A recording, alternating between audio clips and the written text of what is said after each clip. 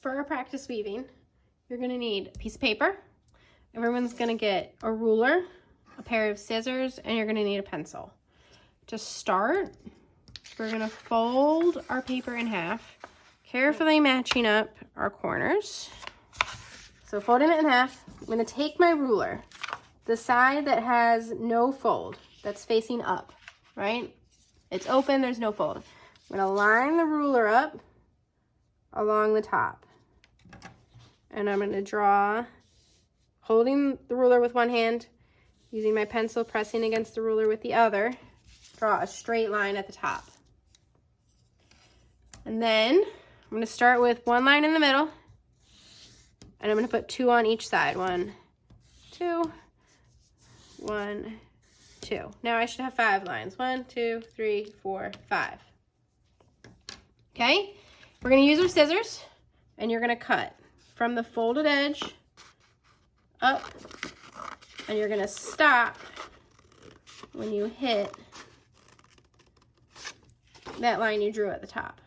So it's still attached, right? I just cut up along that line until I...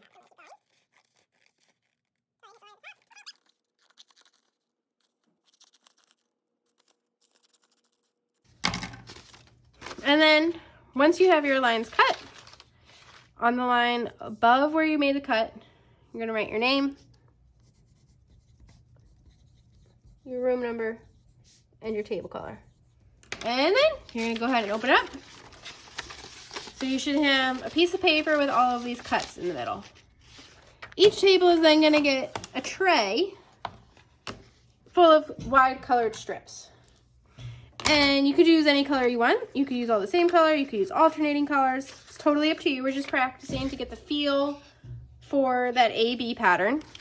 And then we're gonna start at the top. I'm choosing to start over, under, over, using my other hand to lift the strips up so I can slide it under, over, using my other hand to lift it up so I can pull under, and then I'm going to slide it up. Then get your next color, right? Again, you could be using the same colors, different colors. And now I need to do the opposite, right? If I do the same thing, the same exact A-B pattern, when I go to push it up, it's gonna slide up and cover the pink. So I need to do the opposite of the pink. So pink started over, so with green, I'm gonna start under, over. Again, I'm using my extra hand to lift the ones I'm trying to go under so I can slide over, under, over. And then I'm gonna push it up.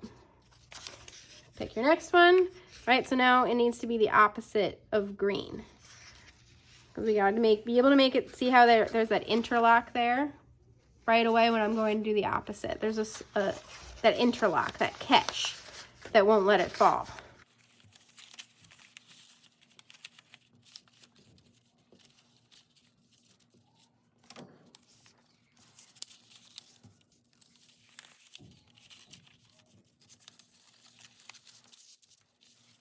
Once you get 4 in, you should be able to fit one last strip. But the last one is the hardest one because there's just enough room to fit that last one.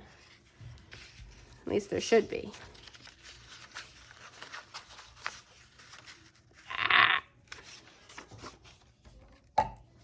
Mine's a little thick, so I'm gonna cut just a little bit off on my last one.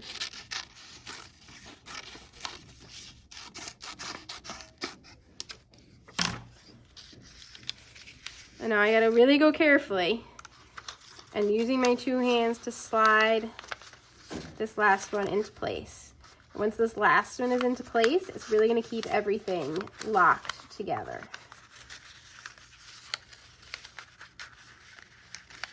Using both hands, right? I've got fingers underneath, sliding it through.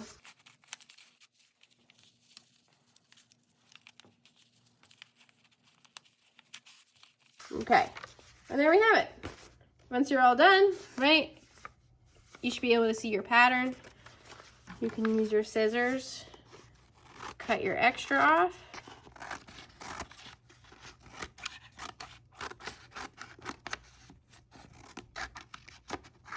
It kind of looks like a checkerboard, but it's pretty neat, right? Again, this is just our practice one. This one can go home with you.